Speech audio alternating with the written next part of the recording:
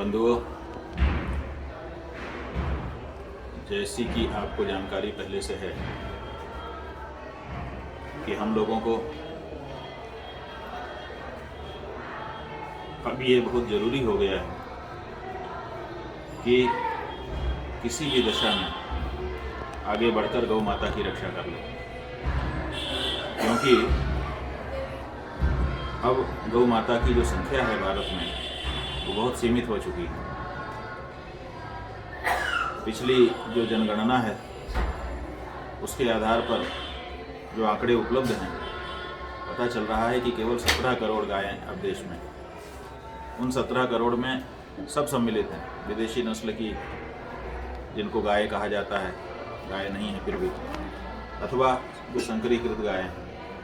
तो ऐसी परिस्थिति में जो शुद्ध हमारी गाय है वो तो बहुत ही कम संख्या है, 2-2.5 करोड़ 3 करोड़ होगी। अगर हम रुक गए तो 1 लाख गायों की हत्या रोज हो रही है लगभग।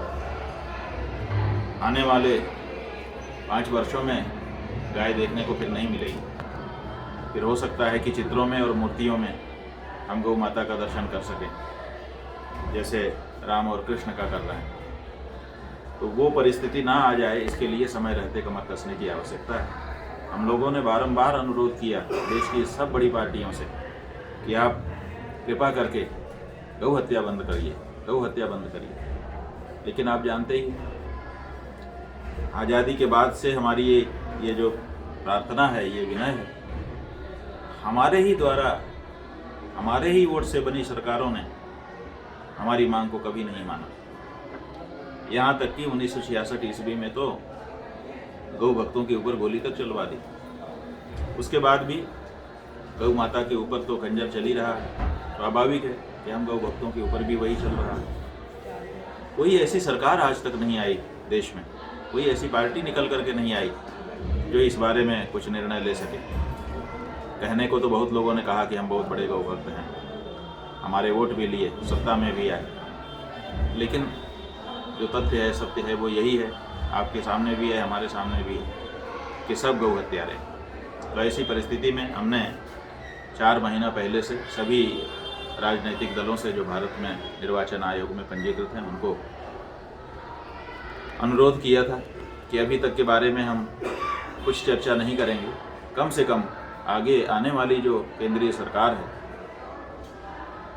उस सरकार को बनाने की संभावना जिन पार्टियों में है, कम से कम वो पार्टियां आगे आएँ और आकर के वो कहें कि अगली जो सरकार बनेगी उसका पहला काम गौ माता को राष्ट्रमाता घोषित करना और गौ हत्या को अपराध घोषित करने का कानून बनाना होगा।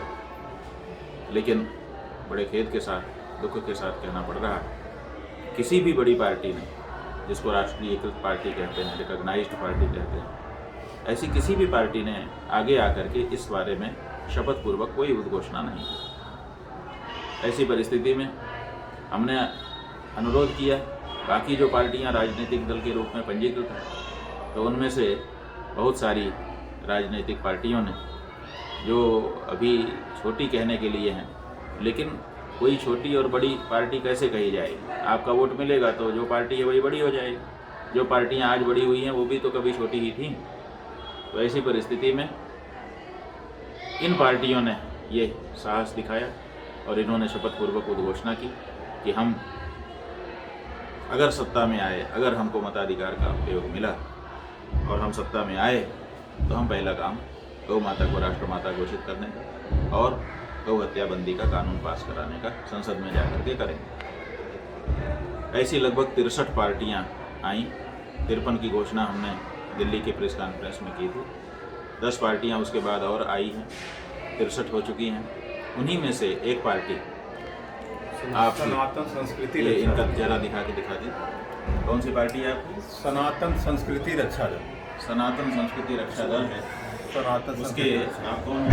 ओम गुरु चरणदास राष्ट्रीय अध्यक्ष। सनातन संस्कृति रक्षा दल इस नाम से पंजीकृत जो पार्टी है, उसके राष्ट्रीय अध्यक्ष ओम गुरु चरणदास जी यहाँ पर हैं अपने सहयोगियों के साथ, और ये यहाँ भी चुनाव लड़ रहे हैं, इनके प्रत्याशी लड़ रहे हैं।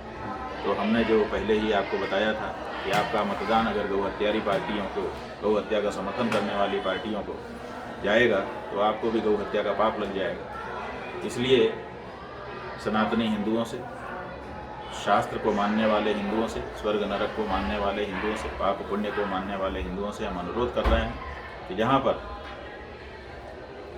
भाई पार्टियों के कोई कैंडिडेट लड़ रहे हों, जिनमें से एक हमारे सामने अभी खड़े हैं, जिनके लिए हम ये वीडियो बना रहे हैं, सनातन संस्कृति रक्षा दल के अगर कैंडिडेट आपके यहाँ खड़े हों तो इनको आप वोट दीजिए। इससे क्या होगा कि इनके वोट गिने जाएंगे कि गाय को कितने वोट मिले। अपने लोग आंदोलन करते हैं कोई भी, तो उसमें क्या दिखाते हैं, कितने लोग हमारे साथ हैं। अब हम लोगों को ये दिखाने की ज़रूरत है कि इतने वोट गाय के हैं। तो सनातन संस्कृति रक्षा दल के प्रत्याशी जहाँ भी खड़े हों और जो भाई पार्टियां हैं 63, उन 63 पार्टियों को, अभी सबका नाम हम नहीं ले रहे हैं, बाद में दूसरे वीडियो में सबका भी नाम ले देंगे, सूची उसके लिए हाथ में नहीं है इसीलिए, लेकिन उनमें से ये किए हैं, इनके कैंडिडेट जहाँ पर भी खड़े हों वहाँ पर इनको अगर आप वोट देते हैं तो आपको गौ हत्या का पाप नहीं लगेगा बल्कि गौ रक्षा का पुण्य मिलेगा। और ये वोट चुनाव के बाद गाय के वोट के रूप में गिने जाएंगे और केंद्रीय सरकार को और राजनीतिक दलों को एक बड़ा संदेश होगा कि गाय के भी बहुत सारे वोट हैं, लोग गौ हत्या बंदी चाहते हैं, गौ भक्त हैं हमारे देश में, इसका ये प्रतीक होगा। इसलिए गौ माता की राष्ट्र माता के रूप में प्रतिष्ठा के लिए जो आंदोलन चल रहा है उसको बल देने के लिए आवश्यक है कि आप गौभक्त पार्टियों को, भाई पार्टियों को वोट दें, कसाई पार्टियों को, कसाई समर्थक पार्टियों को वोट ना दें। यही आपसे अनुरोध है। सनातन संस्कृति रक्षा दल के कैंडिडेट जहाँ पर भी हों उनको वोट देने से आपको गौ हत्या का पाप नहीं लगेगा बल्कि गौ रक्षा का पुण्य मिलेगा ना। आदमी है और किसी भी तरह से कोई हर चीज़ बताओ, ये हमको बताते रहें ताकि हमारी जानकारी हो।